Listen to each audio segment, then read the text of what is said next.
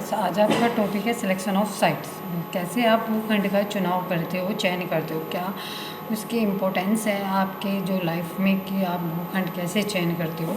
तो क्या होता है, भूखंड एक ऐसा भूमि होती है जिसका आप चुनाव करते हो। तो किस बातों को आप ध्यान में रखकर आप चुनाव करते हो कि जिससे कि आप भूखंड खरीद रहे हो या आप कोई प्लॉट या कोई साइट खरीद रहे हो। तो कुछ बातें होती हैं जिनको ध्यान में रखकर आप भूखंड खरीदते हो। तो क्या होता है, भूखंड खरीदने के लिए आपको बहुत सी क्या होती है, आपको आवश्यकताएं होती हैं जो आपकी, उसके अकॉर्डिंग आप उसको खरीदते हो। और ख़रीदने में क्या होता है, जो आपकी जो साइट होती है उसकी क्या देखते हो आप, उसका इन्वायरमेंट देखते हो कि इन्वायरमेंट कैसा होना चाहिए। तो उसके अकॉर्डिंग ही आप साइट का सिलेक्शन करते हो और उस साइट का आप उस पर प्रॉपर कार्य करते हो। तो सिलेक्शन ऑफ साइट क्या होती है, जिसकी आपकी नीड्स आपके फैमिली मेम्बर्स के अकॉर्डिंग देखी जाती है। तो आपके जो फैमिली मेम्बर्स के अकॉर्डिंग जो नीड्स हैं वो कौन कौन सी होती है। तो आपकी जो फर्स्ट नीड्स होती है तो वो होती है आपकी परिवार की वर्तमान एवं भावी आवश्यकताएं। इसमें क्या होता है, जो आपकी परिवार होता है उसकी जो भावी आवश्यकताएं होती हैं, जो आपकी भावी आवश्यकताएं होती हैं और उसकी ही अकॉर्डिंग आप सिलेक्शन ऑफ साइट को करते हो। तो आपका जो फर्स्ट पॉइंट है वो होता है परिवार की वर्तमान एवं भावी आवश्यकताएं। वर्तमान की जो वर्तमान और भावी आवश्यकताएं होती हैं वो फैमिली मेम्बर्स की नीड्स के अकॉर्डिंग की जाती है। तो फैमिली मेम्बर्स के अकॉर्डिंग कैसे नीड्स को कंप्लीट किया जाता है, फर्स्ट आपका इसमें जो होते हैं आपकी परिवार की जो वर्तमान और आपकी जो भावी आवश्यकताएं होती है उसकी जो नीड्स होती है वो भूखंड के चयन के लिए की जानी चाहिए, जिससे परिवार की अवस्था जो फैमिली स्टेज होती है उसकी जो इकोनॉमी होती है आपकी आर्थिक स्थिति और एवं उसकी जो महत्वाकांक्षाएं होती है उनकी आवश्यकताओं में क्या लाते हुए चेंजेस लाते रहते हैं। तो उसमें क्या होता है, जो आपके जो क्या होते हैं चेंजेस आने स्टार्ट होते हैं। इसमें फर्स्ट पॉइंट आता है, बड़े आकार वाले परिवार को बड़ा भूखंड वांछनीय होता है। इसमें क्या होता है, जो आपका बड़े आकार वाले परिवार के लिए बड़ा भूखंड, जो जिसकी फैमिली बड़ी होती है उसको जो साइट देखनी होती है वो उसी के अकॉर्डिंग देखता है। देन जिसके इसमें क्या, क्योंकि सदस्यों की संख्या से क्रियाओं की संख्या का पता चल जाता है। और जो परिवार में मनुष्य की जो संख्या होती है अधिक होने पर फैमिली पर जो परिवार का भविष्य होता है वो भी बढ़ता है। देन जब लड़कियों की संख्या अधिक होने पर परिवार का भविष्य घटता है। जब जहाँ पर आपने देखा होगा जिस परिवार में लड़कियाँ ज़्यादा होती हैं तो क्या होगा, वो एक टाइम पर परिवार घट जाता है और जहाँ पर लड़कों की जनसंख्या ज़्यादा होती है वहाँ पे परिवार बढ़ता है। तो क्या होता है, ये सिलेक्शन ऑफ साइट के चयन करने में महत्वपूर्ण भूमिका निभाता है, क्योंकि परिवार के आकार के बढ़ने पर और परिवार के आकार के घटने पर ही आप क्या देखते हो, उसके ही अकॉर्डिंग आप साइट का चयन करते हो। देन आता है आपका परिवार की आर्थिक स्थिति भूखंड के चुनाव को प्रभावित करती है। भूखंड का आकार, स्थिति तथा परिवेश के अनुसार उसका मूल्य होता है। परिवार के जीवन चक्र की अवस्था बदलते रहने से क्रिया की आवश्यकता भी बदलती रहती है।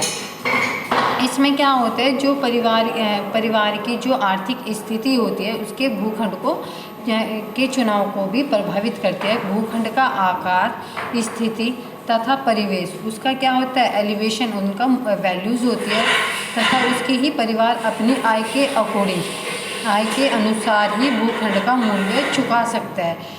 जैसे उसमें क्या होगा, वो अपने भूखंड के चयन को उसके अकॉर्डिंग बदल सकता है। और जो आपकी फैमिली स्टेज होती है उसकी जो अवस्थाएं होती है उसमें चेंजेस आने स्टार्ट होते हैं और जो नीड्स होते हैं वो भी चेंजेस आने स्टार्ट हो जाते हैं। तो उसके अकॉर्डिंग भी आप क्या करते हो, जो परिवार की वर्तमान की जो भावी आवश्यकताएं होती हैं उसके अकॉर्डिंग भी आप क्या एलिवेशन जो आपकी साइट होती है उसका आप चयन करते हो। देन आपका परिवार की भविष्य की योजनाएं जैसे ऑफिस, क्लिनिक, चैम्बर आदि खोलना, लघु उद्योग प्रारंभ करना आदि भी भूखंड के आकार में परिवर्तन के आकार को तय करता है। इसमें क्या करते हैं, आपके जो भूखंड होता है आप जब साइट खरीदते हो तो आपकी जो फ्यूचर्स की प्लानिंग होती है उसके अकॉर्डिंग भी आप योजनाएं बनाते हो। जैसे आपको फ्यूचर में आपको क्या करते हैं, आप फ्यूचर में क्लिनिक भी ओपन कर सकते हो, चैम्बर भी खोल सकते हो, तो कोई आप अपना लघु उद्योग भी आरंभ कर सकते हो। तो उसके अकॉर्डिंग आप भूखंड का जो आपकी साइट होती है उसका साइज़ का चयन करते हो और उसके ही अकॉर्डिंग आप साइट की चॉइस करते हो। या आप जो व्यवसाय की प्रकृति, जैसे कि नौकरी का स्थानांतरण होता रहता है, प्रकृति का होना अथवा स्थायी होना भी भूखंड के चुनाव को प्रभावित करता है। जो स्थायी निवास करने वाला भूखंड को वर्तमान की स्थिति में आंकता है, जबकि स्थानांतरण नौकरी वाला व्यक्ति भूखंड के भविष्य एवं उसका किराया मूल्य, जिसको रेंट वैल्यू बोलते हैं, उसको आंककर भूखंड का चयन करता है। इसमें क्या होता है, जैसे कि कोई व्यक्ति जॉब करता है और वो क्या करता है, उसके जब जॉब में वो चेंजेस आते रहते हैं, वो कभी स्थानांतरण होता है, कभी दूसरे स्थान पे चला जाता है, कभी दूसरे स्थान पे चला जाता है, तो उसको भी ध्यान में रखकर भूखंड का चुनाव करना चाहिए और उसके ही अकॉर्डिंग भूखंड के आकार को मापना चाहिए, नापना चाहिए और उसके ही अनुसार आप सिलेक्शन ऑफ साइट आप चॉइस करते हो। देन जैसे ही आपके फैमिली की स्टेज होती है, उसका लाइफ सर्कल होता है, वो भी बदलता रहता है, उनकी जो आवश्यकताएं होती हैं, क्रियाएं होती हैं, वो भी चेंजेस होती हैं। जो आरंभ में होने वाली जो घटना होती हैं, उसकी जो अवस्थाएं होती हैं, वो छोटा जो भूखंड होता है वो वांछनीय होता है, जबकि जब बढ़ जाते हैं होने वाली जो अवस्था है वो भूखंड को आपके भूखंड के अकॉर्डिंग चेंजेस आने स्टार्ट हो जाते हैं। तो आपके सिलेक्शन ऑफ साइट में क्या होता है, आपके भूखंड का चयन होता रहता है, जिसके अकॉर्डिंग आप क्या करते हो, इसको चयन करते हो। दैन आपका नेक्स्ट पॉइंट आता है भौतिक विशेषताएं।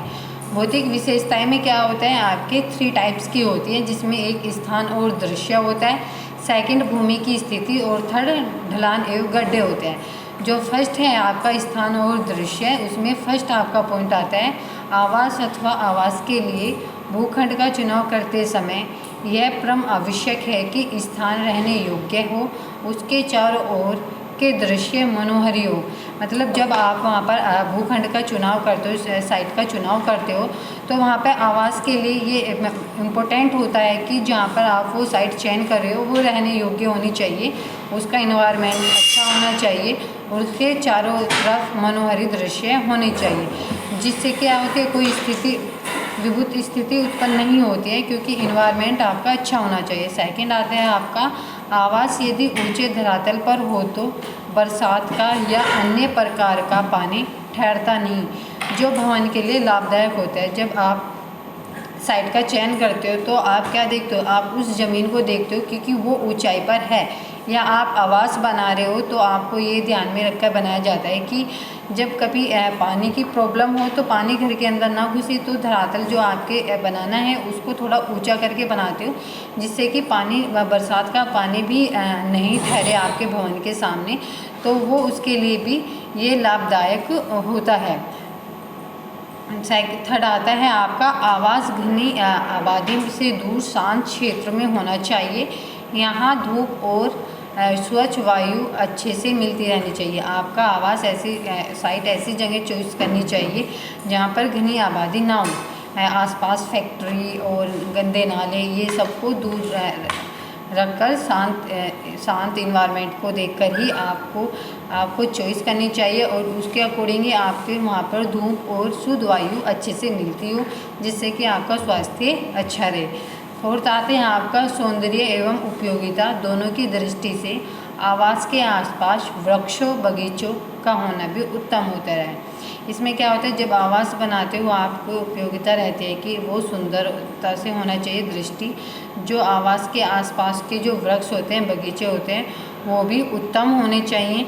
आपके घर के आसपास तालाब, नदी, सागर के किनारे आवास शांति और आनंद प्रदान करता है। आप साइट की ऐसी जगह भी चॉइस करते हैं जहाँ पर नदी, तालाब, सागर के जो होते हैं वहाँ पे क्या होता है, आपको एक आनंद मिलता है। देन सेकंड आता है भूमि की स्थिति। भूमि की स्थिति में क्या होता है, इसमें जो कंकरीली एवं पथरीली भूमि होती है उसको मकान बनवाने के लिए अच्छी भूमि मानी जाती है, और क्योंकि यह मकान को सुदृढ़ आधार प्रदान करती है। पानी की इनकी जो सतह होती है जो चलने जाने से आवास में सीलन नहीं रहती, किंतु इसका जो बगीचा लगाते हो आप वो संभव नहीं होता है। साथ ही गर्मी में गर्म और सर्दी में ठंडी रहती है। नेक्स्ट जो रेतीली भूमि होती है वो मकान के लिए अच्छी होती है, बट जो आप नींव बनाते हो गहरी खोदनी आपको पड़ती है, ये बहुत गहरी खोदनी पड़ती है और ये अधिक गर्म भी रहती है। नेक्स्ट आपका जो चिकनी मिट्टी है वो जल को सोख लेती है और आवास में जो आप घर बनाते हो उसमें वो सीलन पैदा करती है और इसकी नींव कमज़ोर होती है और आवास के लिए कम उपयुक्त होती है। फिर फोर्थ होती है जो बनाई गई भूमि होती है वे गड्ढे, कूड़े करकट आदि से भरसक बनाई जाती है। इसमें जो भूमि होती है वो स्वास्थ्य के लिए भी हानिकारक होती है और कम उपयुक्त होती है। इसकी जो नींव होती है वो बहुत कमज़ोर होती है। थर्ड आता है आपका ढलान एवं गड्ढे। इसमें क्या है, जो भूमि अथवा सड़क का ढलान है वो आवास की ओर से भवन को खतरा रहता है और साथ ही सीलन भी रहती है और यह भी निरीक्षणीय हो। सेकंड आपके इसमें आएगा आप जो आसपास के गंदे गड्ढे, गंदे कुएं इत्यादि हो उनकी सुरक्षा की स्थिति से भी खतरनाक है। साथ ही इसमें वातावरण दूषित करते हैं क्योंकि ये गड्ढे कूड़ा भरने अथवा गंदे पानी के गड्ढे भरकर मक्खी मच्छर को बढ़ावा देते हैं। देन आता है जो पानी का स्तर देखने में एक आवश्यक अंक है। यदि पानी का स्तर नीचा हो तो हेडपम्प इत्यादि आपको लगवाना भी कठिन है, बहुत प्रॉब्लम होती है। पानी का जो स्तर होता है वो बहुत ऊपर है तो ये मकान में सीलन पैदा करती है। इससे क्या होता है, आपको सिलेक्शन ऑफ साइट को चयन करते टाइम ये आपको देखना ज़रूरी होता है।